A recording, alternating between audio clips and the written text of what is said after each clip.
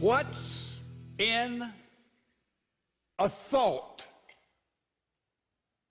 Just a thought. A lot more than most of us would imagine. When you have a thought, when I have a thought, you know what takes place? Immediately there is triggered in your brain and in my brain an electrochemical response that surges throughout our body, and electrical magnetic waves goes through every part of your being and every part of my being, because it's all linked up together when we have a single thought. In fact, when you and I have a single thought, over 500 billion reactions take place just that instant with one thought. Now, we've identified only about 2,000 of those reactions, but that's how magnificently we are constructed. And if we could hear these chemical waves and these electric waves as they go through our body with every thought, I think you would hear a mighty symphony being played. A thought, a single thought. In other words, it's almost like your brain and my brain is a kind of laboratory. And when we have a single thought in your brain and in my brain, chemicals are given off and electrical impulses are given off that affect everything about you and everything about me, just with a single thought. Single thought. I have a little book someone gave me entitled, "Who Switched Off My Brain?" The author of this book says it's so important how our brain functions and what we think about. This author says that 87% of all physical and mental illnesses stem and originate with our thoughts. 87%. And her thesis, the author of this book, she says there's only 13% of your illness and my illness, physically, mentally, emotionally, psychologically, etc., comes from our environment, from the food we eat, or from our DNA makeup. Now, I would debate with that study. I think you could reverse it and say, well, what we eat and our environment and our DNA affects our health, and therefore that affects our thought process. So I think it's like arguing the chicken and the egg. Which is more important, the body to wholeness and health, or the mind to wholeness and health? And I don't think anybody knows. The returns are not in. The truth is, we know more about how Saturn relates to Mars way out there in the ionosphere than we know of how your brain and my brain relates to our bodies. We still don't know very much about that. But we do know they are tied together. We know they are united, mind and body.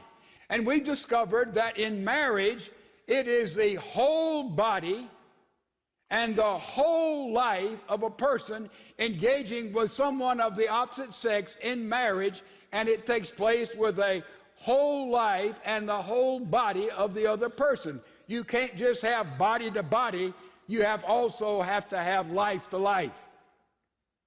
Life to life, body to body is marriage. Body to body is adultery outside of marriage.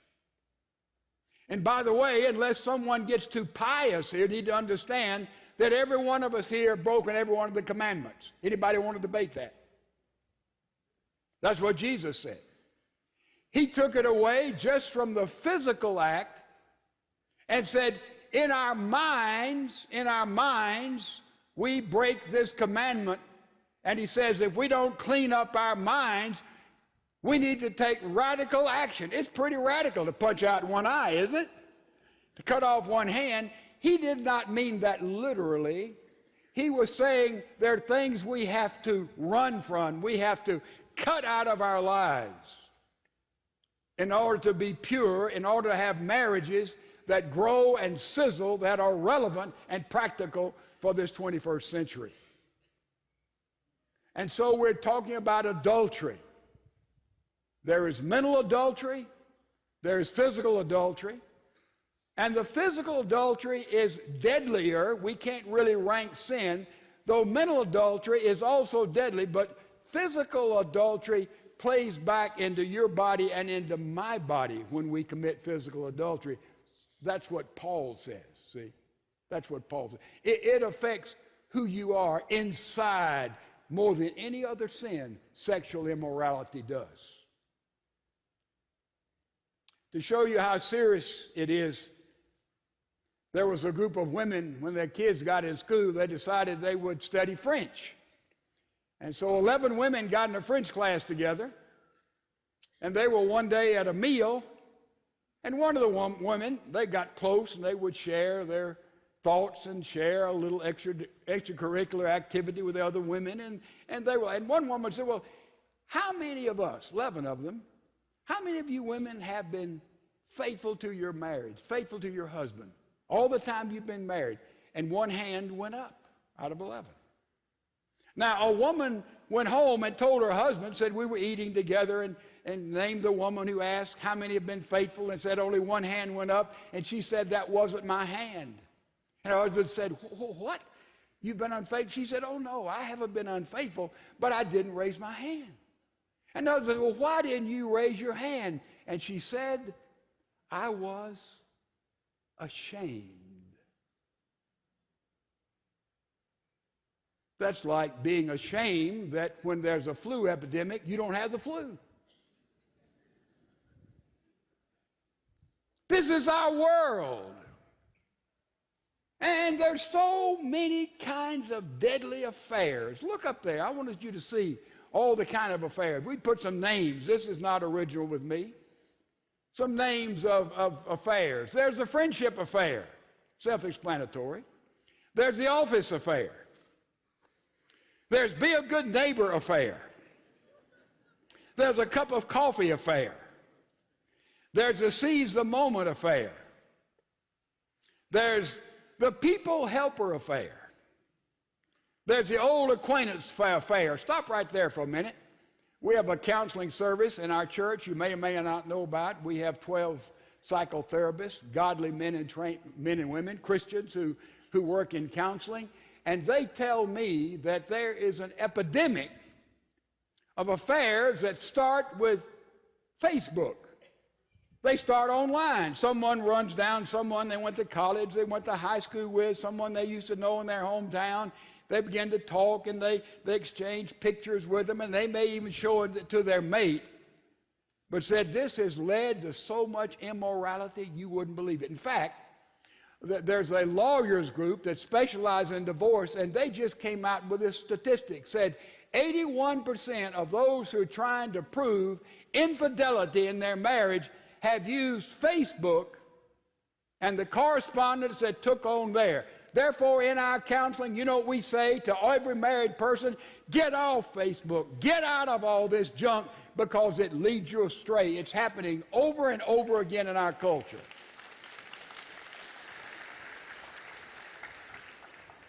Another kind of affair, that's the old acquaintance. The same interest affair. You know, we like the same things. We're so like money. The Western affair. Let me stop explaining that one. The Western affair is like, you know, the guy who puts a notch in his gun every time he kills somebody, the old Westerns. Well, there's some men who put notches in their belt every time they sleep with a woman. Oh, yeah, very prominent in our culture, sure. And then the last one, the pornographic affair. Primarily men, some women. Did you know that is an epidemic in America? Listen carefully. The 7th largest business in the United States is pornography. And some believe it is the most profitable business in America today. And it touches Christians especially, all of us, but Christians especially, because it is pleasurable and it is secret. And we have the idea that it doesn't hurt anybody, forgetting that pornography is an adulterous endeavor that rips out your soul and will destroy the heart of your marriage, your Christian witness, and affect you and your family for years and years and years to come. It is highly addictive. What we hear, what we see. And it is a devastating habit and a deadly habit. We have hundreds of men right now in our church, in support groups, who are crying out for help, saying it's taken the very life and vitality out of them. As young boys, it was masturbation, and now it moves into pornography in another area, and it is deadly, gentlemen. Don't think there's no harm, no foul. That it affects the deepest part of your soul. Let's look at the three major causes. These are big categories. There are hundreds of causes of adultery, but I put them under three big categories. I think you could put all the other causes as subsets under this. Look out on your screen. First of all, undeveloped emotion, undeveloped emotions. If you marry somebody who's still adolescent, if you marry somebody like that, that's a setup for adultery. By the way, these causes doesn't mean, well, I have a license for adultery. Don't make that mistake. I'm not saying that, man. I am saying these are general causes, general realms for adultery.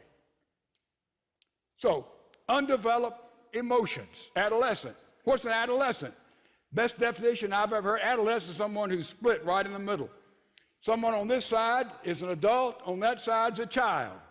Teenagers, right? One minute a teenage girl will make a decision, you'll say, I'm so proud of her.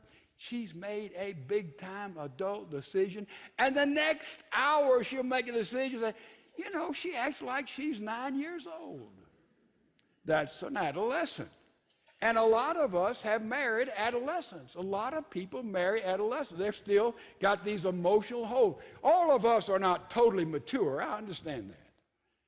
But some people are really, really immature in so many, many areas. For example, the area of being spoiled. If you married somebody else, their mom and dad, the sun would rise and set on that son and daughter. Boy, I'm going to give them anything and everything, and I want to provide for them and have the things I didn't have, and they're totally spoiled. If you married someone like that and they've had a token of success in life, that's a setup. They're a setup for somebody who says, well, I deserve this. I work hard, and I am successful.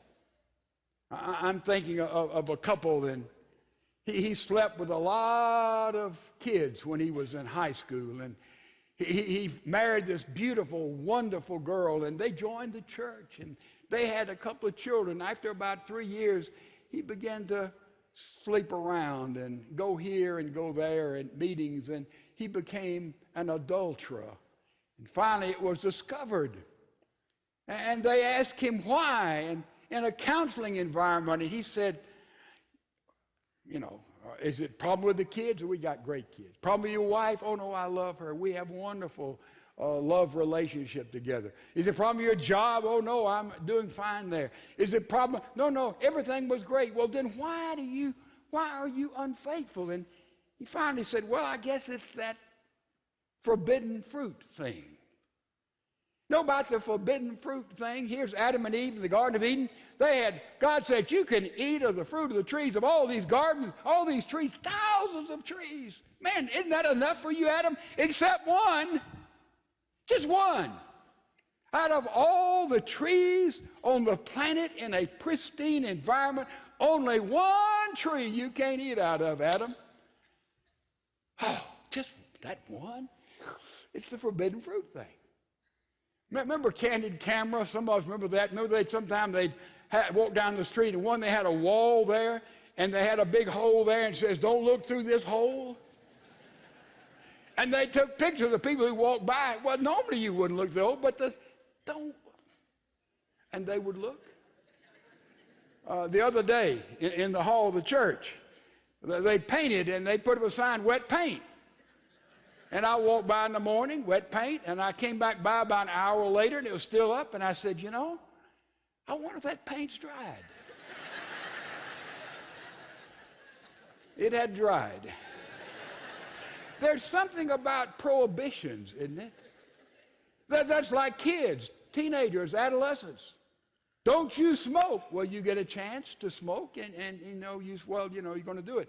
Paul Tyrannet, the psychotherapist, said that children begin to grow up when they begin to do things in secret, not necessarily bad, secret from their parents, when they begin to have things they don't tell their parents, like a little girl. The parent said, now when you go and walk across the street, make sure you walk on this side and not on that side. But her friend took her and she walked on the street on that side, and she didn't tell her parents. See, that's a part of growing up. That's childishness. And a lot of people in marriages are still adolescents. Oh, I can't do that. That's wrong. Oh, it has unusual appeal as they begin to play that pornograph in your mind, and you play it out in reality and have some rationalization. Well, my marriage isn't all that I thought it was going to be. You married a kid, an adolescent. Look at the next one. Unresolved conflict. You know, in a lot of families, the way conflict is handled, usually the male, I'm not going to argue, I'm through. We just go into our cocoon, we go into our shell.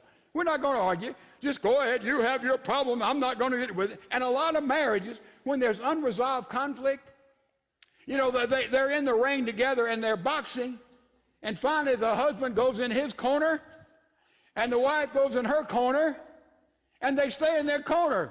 You live your life, I live my life, and they never do really relate until they come in the middle of the ring, exchange a few blows now and then they go back in their corner. Am I speaking to anybody? What should happen? 2 Corinthians 5:18 says, we are reconciled with God. Jesus Christ gets you and me right with God. Isn't that terrific? And therefore, because we get right with God, then we are to be in the business of reconciliation. What needs to happen to this man or woman in the corner? They need to say, oh God, revive my marriage, my heart. And they need to see where their involvement in silence or whatever the situation, and get right with God on their knees, and then get up and go and walk in the middle of the ring. If necessary, walk on the other side of the ring and try to find mutual reconciliation. There'll be conflicts. We've got to know how to resolve those conflicts in marriage. And the way to do it is not to bury it and cover it up and push it down. This is what happens. And a way to handle some of these conflicts. What are the conflicts over? Children, money, sex, schedule. I mean, a lot of things conflict. And how do we avoid some of that? Ephesians 4. Don't let the sun go down on your wrath. Man, don't go to sleep until you begin to talk, begin to get your hearts and lives together. Now, you have to stay up late a lot of nights. Joe Beth and I have. Don't go to sleep. Don't let the sun go down your wrath. When you let the sun, your heart is bruised over a conflict. One mate is bruised. You sleep on it the next morning, that bruised heart becomes a cold heart. You know how that is. You're nice, but you're just too nice. Cold. Don't look so pious. You know exactly what I'm talking about. Every married person is. It's a bruised heart. You spend the night with that, it becomes a cold heart. You stay with it a week or so, it becomes a hard heart. Now you've intensified the problem. You stay longer than that, it becomes an apathetic heart. By the way, when a couple comes and they're fighting and arguing, that's an encouragement. It's when they come and they're apathetic. They say, I don't really care. it doesn't matter. Whatever she does, whatever he does, makes no difference. Huh? You see, that's when the Holy Spirit really has to do a work. So a lot of unresolved conflict when someone can be with someone else and there's not conflict, no matter what the situation, and there can be intimacy there can be sharing there. All of a sudden they end up in bed. It's because they go home and there's so much conflict there. You got to deal with it. Bring it out in the open. Turn the lights on. Third thing, unmet needs. Everybody has needs. Everybody has needs.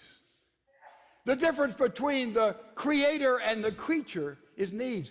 The creator, God the Father, God the Son, God the Holy Spirit, they are a self-contained entity, the God is. The Godhead is self-contained. There is all there to give the fullness. God doesn't need anything. God is a self-contingent being. We are contingent beings as human beings. Though we made in the image of God, we all have needs. A newborn babe has more needs than any other animal, remember, on this earth. A baby needs a longer time of care than any other animal. And when that child is growing, the little girl says, "Did I do good, Mom?" "You did good, Sarah." "Dad, I'm sorry. Oh, it's all right, Billy." They need support. And they have needs, all kinds of physical, emotional needs. We have to be there to hug and to help and to counsel and to laugh and to tease and to discipline. All those needs. When we grow up, do we have needs no longer? Certainly we have needs. Certainly we have needs. And we need appreciation. Wives, I want you to listen to me. You need appreciation, but your husband, men, need about 5 times more appreciation than women. I don't know why. We're just a weaker sex. We are. Gentlemen, we need more appreciation than women. Not that we shouldn't appreciate and admire women. Certainly that's a part of meeting their need. But men really need it. And when they come and see like it's only, man, what I can get out of you, what I want you to do, how you want. Also, in your wife or your husband, accept them the way they are. I thought for years I married the only woman in the world that couldn't be trained. We've got to quit trying to train them. Men and women, accept them. And that leads people into affairs because the mate is not accepting them, warts and all. And know that God will continue to do a work with them. God's not finished with them. He's not finished with you or me. There has to be acceptance, and there has to be affection. Genuine affection with one another. So this is the unmet needs that are there. And when these needs are not met, it sets anybody up for somebody else to come in and to destroy and to undercut that relationship. I want to say 2 things. I want to say these 2 things as dogmatically, as simply, but as powerfully as I can state them. 2 things. Write it in steel in your heart and your mind. I'm not going to stumble. I want to say simply 2 things to everybody here. Number 1, adultery is a cosmic sin.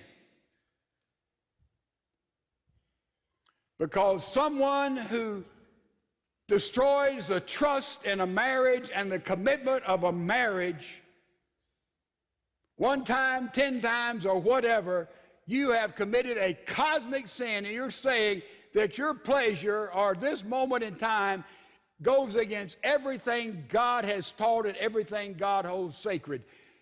Adultery is a cosmic sin. It's no little picadillo or a little casual kind of liaison. Not at all. It's a cosmic sin. Number 2, adultery is not the unpardonable sin. Isn't that terrific? We've got to clean up our mind. There's that mental adultery. Some have to clean up their whole bodies. There is that physical adultery.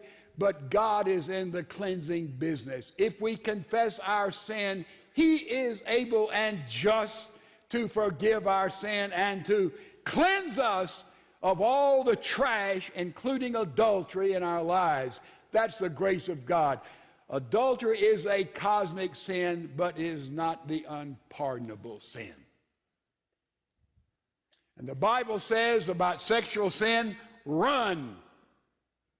Don't tarry.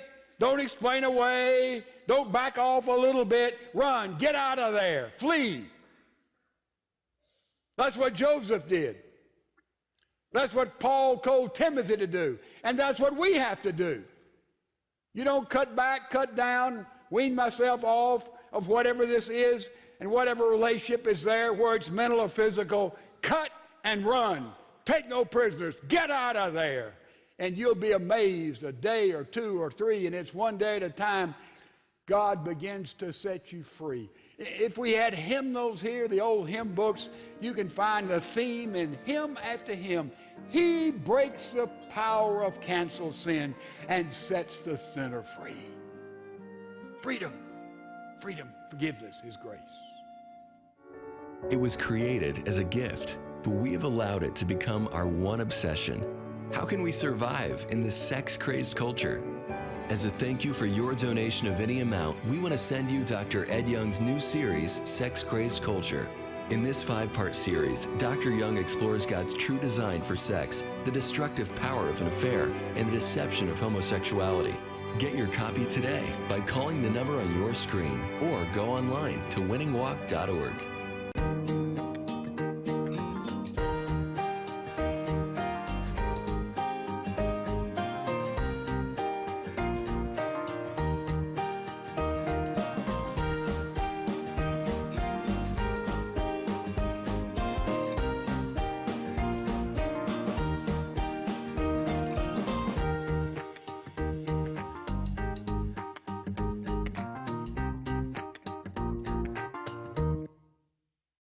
Did you know the Winning Walk is seen literally all around the world, on every continent, virtually in every nation?